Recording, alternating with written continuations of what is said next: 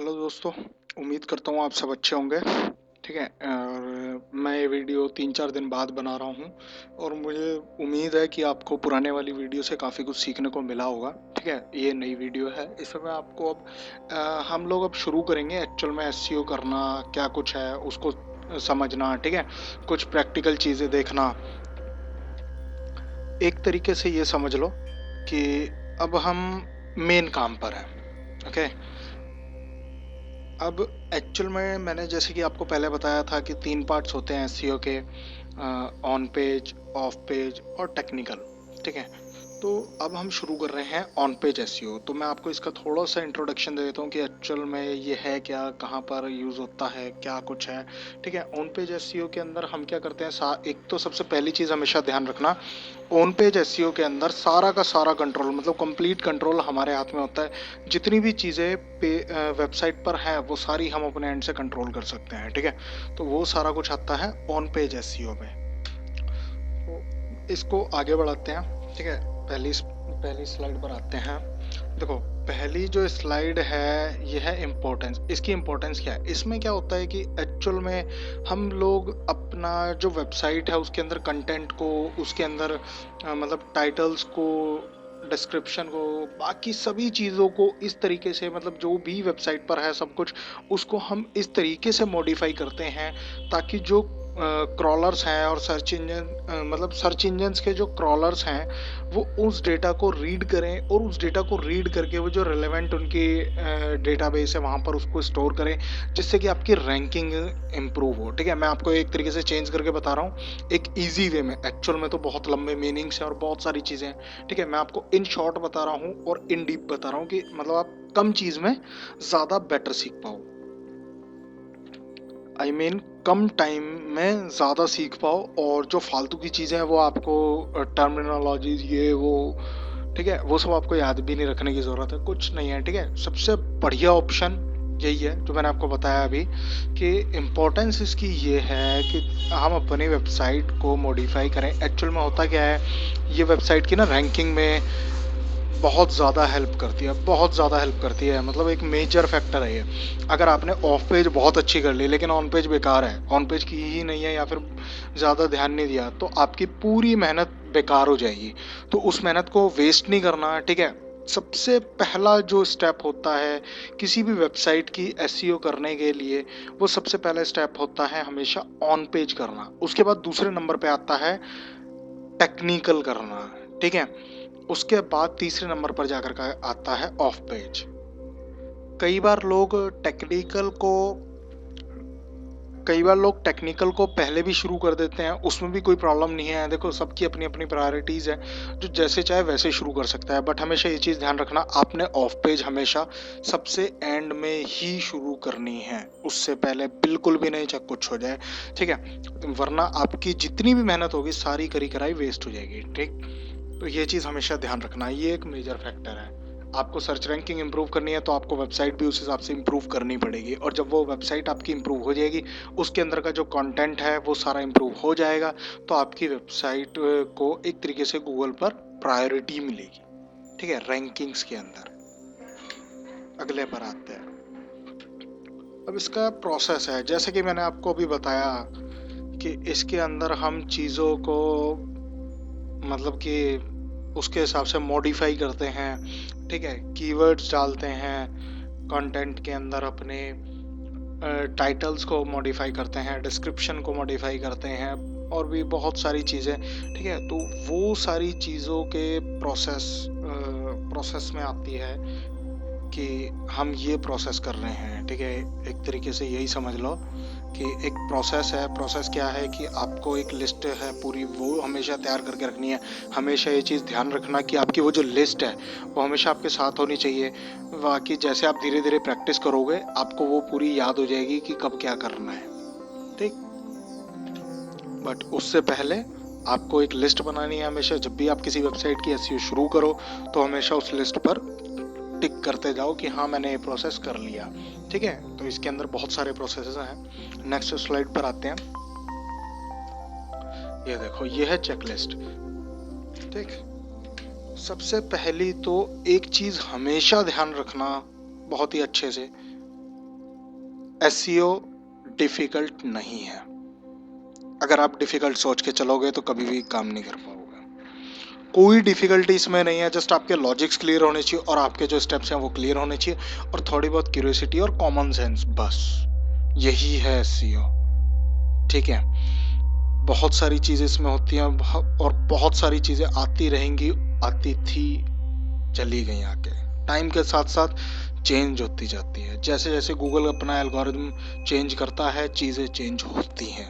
ठीक है, तो ये चीज़ दिमाग से निकाल दो, एसईओ डिफिकल्ट है। और सबसे मेन चीज़ जो मेरे से कई बार पूछते हैं, आज भी इनफैक्ट 2 लोगों ने मेरे से पूछा कि एसईओ सीखने में मुझे कितना टाइम लगेगा। तो इसके लिए मैं आपको सबसे एक बेसिक चीज़ बता दूं, अगर आप अपना बेसिक लॉजिक्स क्लियर कर लेते हो तो आपको बिल्कुल टाइम नहीं लगेगा। 1 महीने के अंदर अंदर आप एक्सपर्ट बन सकते हो एसईओ के अंदर, ये कंफर्म है बिल्कुल, कि अगर आपके बेसिक लॉजिक्स क्लियर है ना, ठीक है, और आप क्या थोड़ा सा कॉमन सेंस और यूज़ करोगे साथ में, तो आप 1 महीने के अंदर अंदर एसईओ सीख सकते हो बिल्कुल कंप्लीट। ऐसा नहीं है कि एसईओ सीख ली कहने से आ गई, नहीं, एक्चुअल एसईओ जेन्युइन आप एक रिजल्ट्स लाके दे सकते हो 1 महीने की प्रिपरेशन के बाद ही।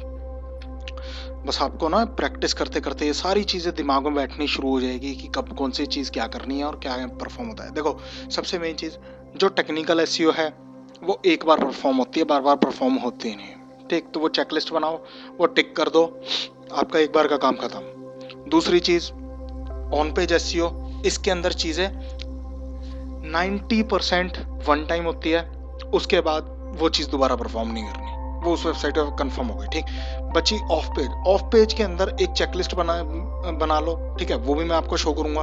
वो चेकलिस्ट बनाई, उसके बाद क्या है, वो चीज़ें परफॉर्म करनी है बस, इसके अलावा कुछ नहीं है एसईओ के अंदर। और थोड़ा बहुत कॉमन सेंस लगा लेना है कि भाई हाँ ये कुछ एक्स्ट्रा कर लिया, ऐसे ऐसे कर लिया, यहाँ रिजल्ट्स फंस रहे हैं तो ऐसे कर लिया, बस खत्म। इसके आगे एसईओ कुछ नहीं है। लिखने को हजार पेजों की बुक्स भी आ जाएंगी आपको मार्केट में, लोग 10-10 हज़ार रुपये कोर्स देने लग जाएंगे, बहुत कुछ मिलेगा, लेकिन एक्चुअल में एसईओ इससे आगे कुछ नहीं है भाई, गारंटी। आप कितना ही खोद लो, कुछ भी कर लो, आपको एट द एंड घुमा फिरा करके यही 3 चीज़ें मिलेंगी। इस 3 चीज़ों की एक चेकलिस्ट के अलावा आपको कुछ नहीं मिलेगा कहीं भी, पूरा गूगल ढूंढ लेना। ठीक है, तो वो चीज़ें मैं आपको इन शॉर्ट, जो इतनी सारी चीज़ें हैं वो सारी मैं आपको शॉर्ट में करके एक बेस्ट वे में बता रहा हूँ। शॉर्ट में क्या, मैं उसमें से सिर्फ मेन चीज़ें उठा रहा हूँ जो एक्चुअल में फैक्टर्स हैं एसईओ को सीखने के। लोग तो डालने को भाई इसमें सब कुछ डालते हैं यार, वो उनका काम है पूरी सब्जी बना देना।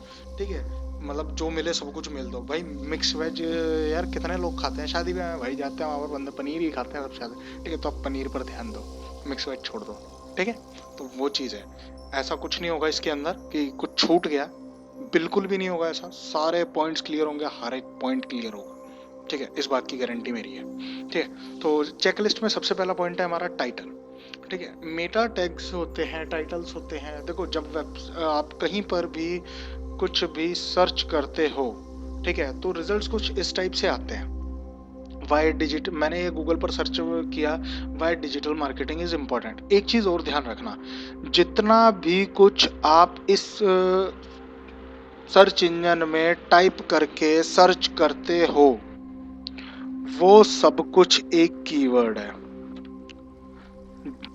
समझ रहे हो जो मैं समझाना चाह रहा हूँ? जो भी कुछ आप यहाँ पर लिख करके सर्च करते हो, वो सब कुछ एक कीवर्ड है। और जो मैं टाइटल आपको बता रहा था, ये वो टाइटल है जो ब्लू लाइन में है। ठीक है, ये टाइटल है, ये आपने हमेशा ध्यान रखना है। ऐसे होने चाहिए जो लोगों को अट्रैक्ट करें।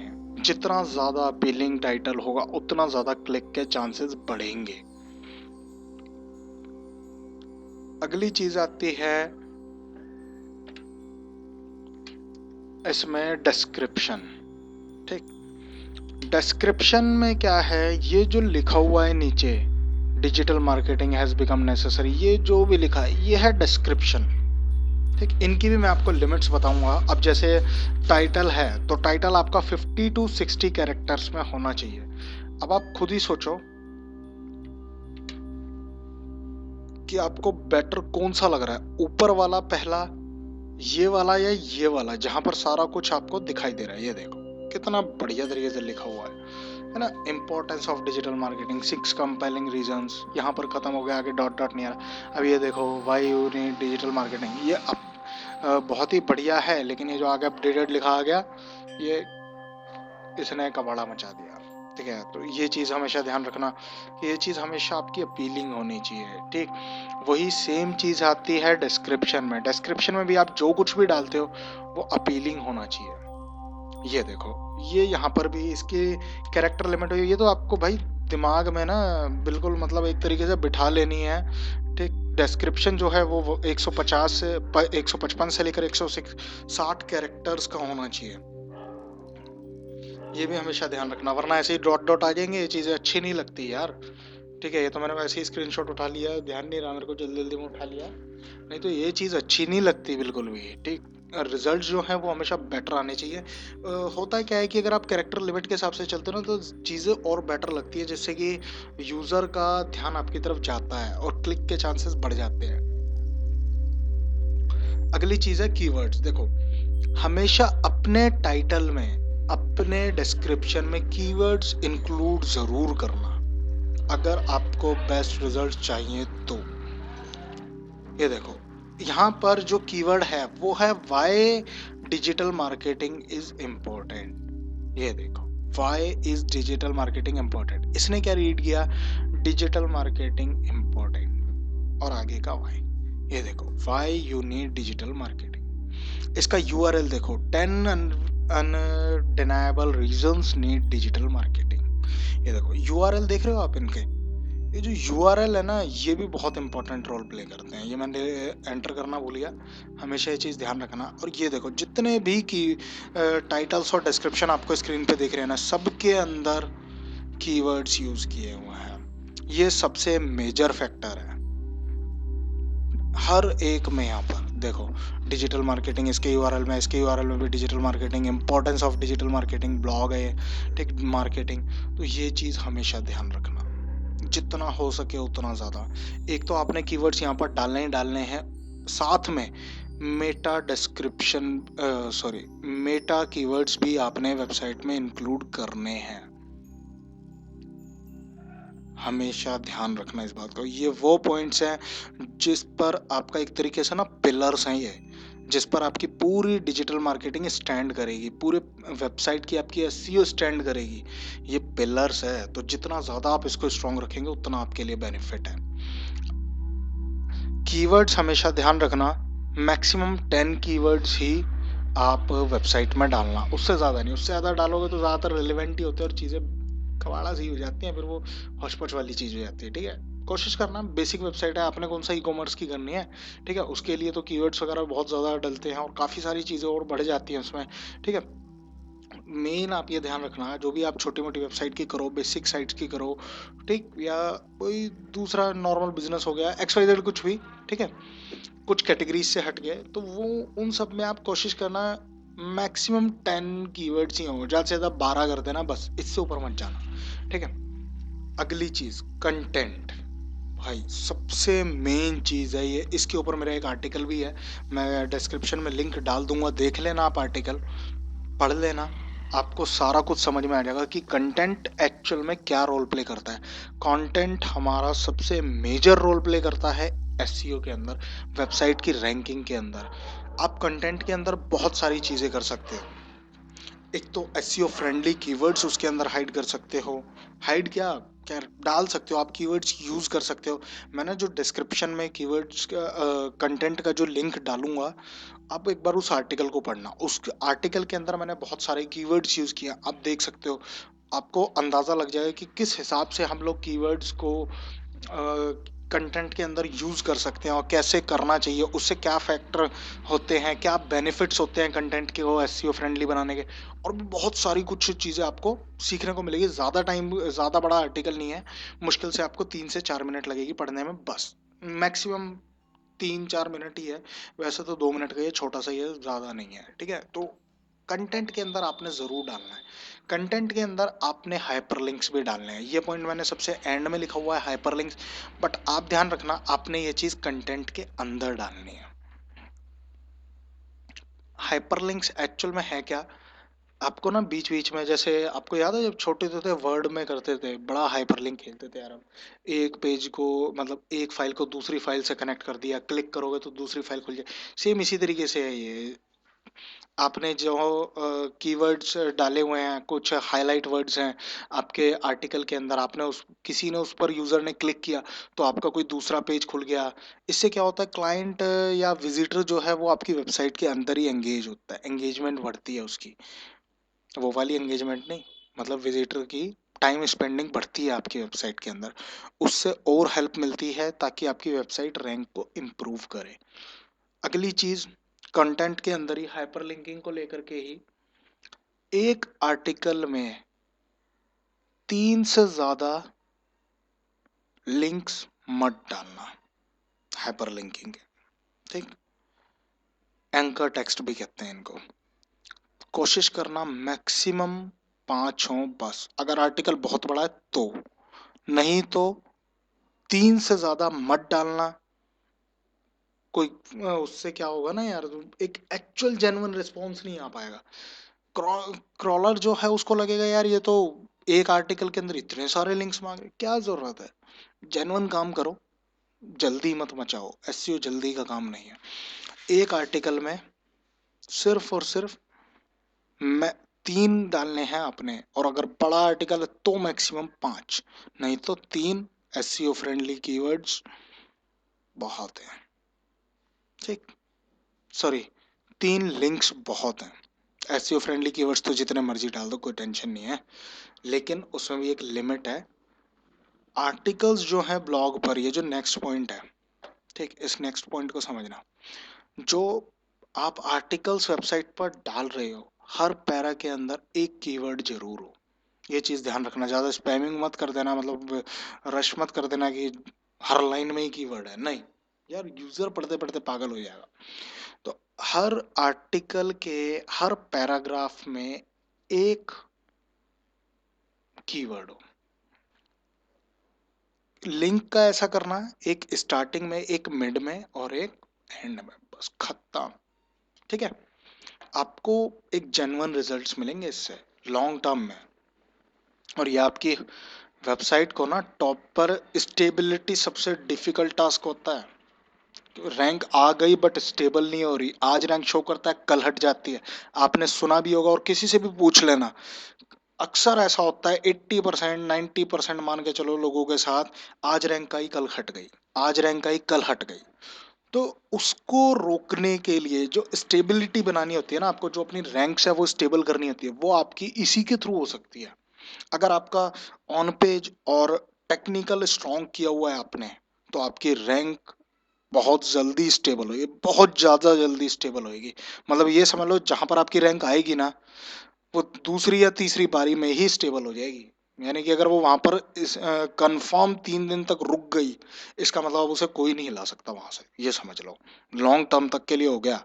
ऐसा नहीं है कि कोई नहीं हिला सकता तो आप मेहनत करना छोड़ दोगे। भाई मेहनत करनी है बट उतनी नहीं करनी पड़ेगी, कम करनी पड़ेगी, लेकिन आपकी रैंक वहां से जल्दी हटने नहीं वाली। कॉम्पिटिटर कितनी मेहनत करे, करने दो, आपके इतने ज्यादा जेन्युइन रिजल्ट्स होंगे। मुझे आज भी याद है 2 साल पहले मैंने जिनकी एसईओ करके दी थी, ठीक है, या जो क्लाइंट्स हैं आज भी, उनकी रैंकिंग्स आज भी उसी प्लेस पर, उसी जगह पर स्टेबल है। जो प्रोजेक्ट्स मेरे हटे भी हैं पेंडेमिक की वजह से, उनकी रैंकिंग्स भी वहीं पर स्टेबल है आज भी। और जबकि प्रोजेक्ट को हटे कम से कम आई थिंक 6 महीने तो हो ही गए। तो ये चीज़ हमेशा ध्यान रखना, जितना ही मैं आपको बता रहा हूँ ये मैं आपको सारी प्रैक्टिकल चीज़ें बता रहा हूँ जो एक्चुअली मैं पर्सनली खुद यूज़ करता हूँ। अगली चीज़ पर आते हैं, हेडिंग टैग्स। हेडिंग्स के अंदर कोशिश करना कि उसके अंदर भी एक कीवर्ड हो, उससे क्या होगा, और ज़्यादा एक प्रायोरिटी मिलती है। नहीं भी होता तो कोई इशू नहीं है, ठीक है, लोग इसको एक बहुत बड़ा एक इशू मानते हैं कि नहीं हेडिंग टैग्स मान होता है। कोशिश करो, अगर हो सकता है तो अच्छा है, नहीं तो कोई बात, कोई टेंशन नहीं। इसीलिए मैंने लिखा है प्रेफर कीवर्ड्स, मिलता है ठीक, नहीं मिलता कोई टेंशन नहीं, बेफिक्र रहो। ऑल टैग्स, जितनी भी इमेजेस डालो, ठीक है, ये इमेज ऑप्टिमाइजेशन के अंदर आता है, मैंने गलती से बाहर लिख दिया, ठीक। इमेज ऑप्टिमाइजेशन के अंदर हमेशा कोशिश करना इमेजेस के अंदर ऑल्ट टैग जरूर डालो। मैं दिखा देता हूँ, ये देखो, ये एक इमेज का ना मैंने स्क्रीनशॉट डाला है अपने ब्लॉगर से उठा के, मेरे को वो कहीं दिखानी जल्दी जल्दी में मैंने ब्लॉगर से उठा के डाला है। ऑल टेक्स्ट भी डाला है मैंने इमेज का और टाइटल टेक्स्ट भी डाला है। तो ये चीज भी हमेशा डालना, इससे एक तरीके से ना इनडायरेक्ट हेल्प होती है, ये आपकी इमेजेस को भी रैंक कराना शुरू कर देगा। कई बार होता है ना इमेजेस के सर्च रिजल्ट शो होते हैं, वहां पर आपको बहुत हेल्प मिलेगी। तो इमेज ऑप्टिमाइजेशन हमेशा ध्यान रखना।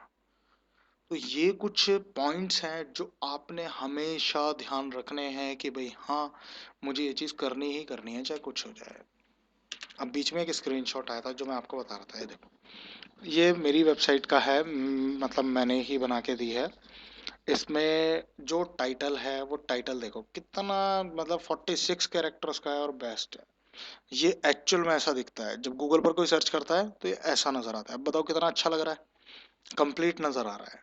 ये देखो, ये कीवर्ड्स हैं, ये कुछ ज़्यादा डल गए हैं मेरे हिसाब से, ठीक, इनको कम करना है अभी। तो ये आप देख सकते हो जस्ट एक प्रैक्टिकली कि कैसे कैसे होते हैं। अब डिस्क्रिप्शन देखो, take your business online in this booming digital era to grow more with our best digital marketing website and app development services। अब इसके अंदर क्या हुआ, कीवर्ड्स आ गए, देखो, best SEO and digital marketing company keyword हो गया। यहाँ पर क्या है, बेस्ट डिजिटल मार्केटिंग, दोनों फ्रेसेस मैच करते हुए हो गए। तीसरा, सबसे पहले नंबर पे ही कीवर्ड में भी बेस्ट डिजिटल मार्केटिंग फ्रेज है। ये वेबसाइट अभी 3 दिन पहले ही बनी है, लाइव की है, ठीक। तो अब देख लो, इसकी रैंकिंग अपने आप लॉन्ग टर्म में जाकर के आ जाएगी। अगर मैं ऑफ पेज नहीं भी करूंगा ना, मतलब ज़्यादा ऑफ पेज नहीं करूंगा, बेसिक बेसिक चीज़ें करता हूँ, तो भी इसकी रैंकिंग कुछ टाइम बाद जाकर अपने आप रैंक करनी शुरू हो जाएगी। बस मेरे को ये ध्यान रखना होगा कि इसमें जो भी फैक्टर्स हैं वो सारे कंप्लीट हो। और मैं इस वेबसाइट पर अभी भी काम कर रहा हूँ, ऑन पेज पर ही, इसको और ज़्यादा बेस्ट बनाने के लिए। ठीक। तो ये चीज़ें हमेशा ध्यान रखना। अब देखो, जो मैंने आपको कैरेक्टर लिमिट बताई थी डिस्क्रिप्शन की, मेरे 152 कैरेक्टर्स डाले हैं। और देखो लाइन अपीलिंग है कि नहीं आप खुद देख सकते हो, और कितना अच्छा लग रहा है ये जो व्यू है, ठीक है। ये देखो कितना अच्छा व्यू लग रहा है, छोटा सा बिल्कुल, यूजर देखते ही ताकि इसको क्लिक करे। तो ये चीज़ ध्यान रखनी है। बस यही है इसमें ओवरऑल। ऑन पेज में इससे ज़्यादा इससे कम ऑन पेज में कुछ नहीं है। अगर बीच में कुछ ऐसा लगता है मुझे कि भाई हाँ, ऑन पेज में या किसी और पॉइंट को लेकर के मुझे आपको कुछ बताना चाहिए, तो मैं आपको ज़रूर बताऊंगा, उसकी टेंशन बिल्कुल मत लेना। तो भाई, अगर ये वीडियो आपको अच्छी लगी हो तो लाइक कर देना, कमेंट कर देना, सब्सक्राइब कर देना। कोई भी क्वेरी हो तो आप मुझे मैसेज भी कर सकते हो। मैं अपना टेलीग्राम का लिंक इसमें डाल दूंगा डिस्क्रिप्शन में, पुरानी वीडियोस भी आप देख लेना। कोई क्वेरी हो तो टेलीग्राम में पूछ सकते हो या यहीं पर कमेंट कर देना, मैं रिप्लाई कर दूंगा। उसके अलावा अगर आपको ये अच्छी नहीं लगी हो तो प्लीज़ डिसलाइक करके कमेंट में ज़रूर डालना कि अगर अच्छी नहीं लगी तो क्यों नहीं लगी, ताकि मैं उसको नेक्स्ट टाइम इम्प्रूव कर सकूं, ठीक है। तो इससे बड़ी हेल्प होगी मेरी। Thank you everyone.